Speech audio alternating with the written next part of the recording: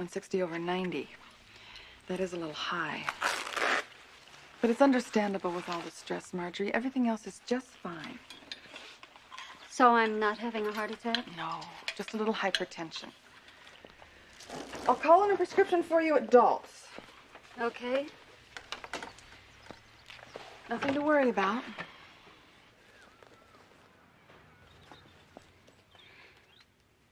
You and Jimmy have been in our house.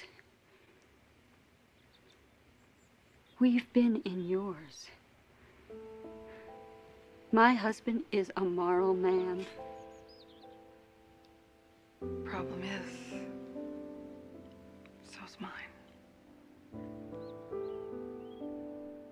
So when you surprised him with your pistol, he dropped the knife? That's right. I kept telling him to lie down or I'd shoot, and he kept staring at me, saying that if I was responsible for sending him to jail, he'd be back to kill me or maybe just to maim me. So what was going through your mind at this point, sir? The system.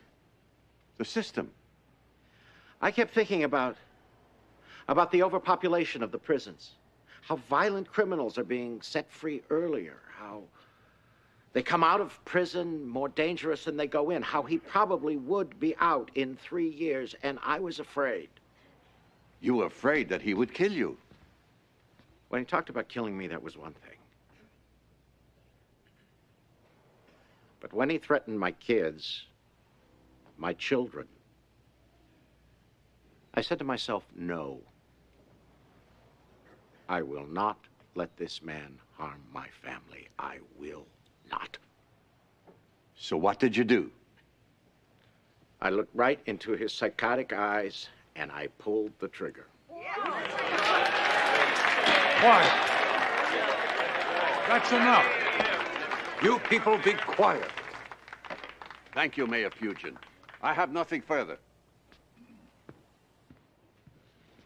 Well, just so we're all clear here.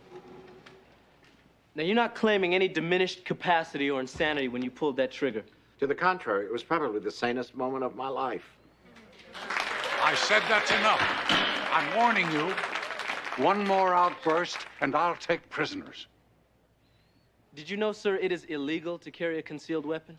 The Constitution guarantees the right to bear arms. The Bill of Rights does not guarantee the individual's right to bear arms, I'm Mr. not Mayor. interested in any constitutional analysis.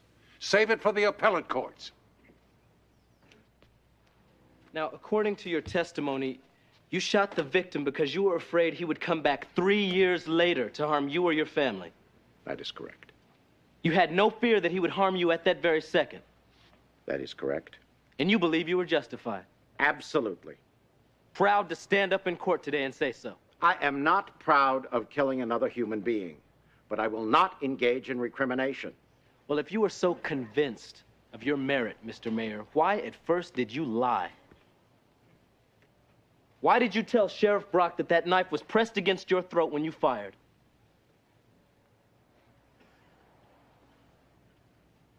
I told the sheriff that the knife was pressed to my throat. That is true.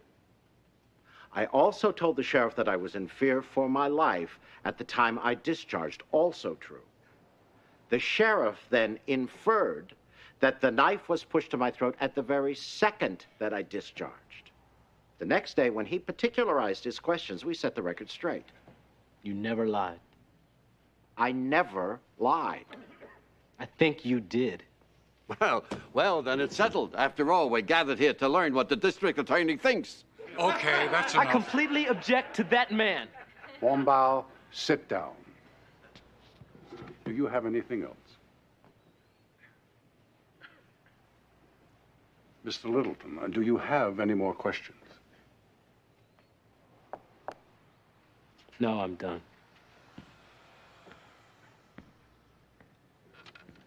We're dead in the water.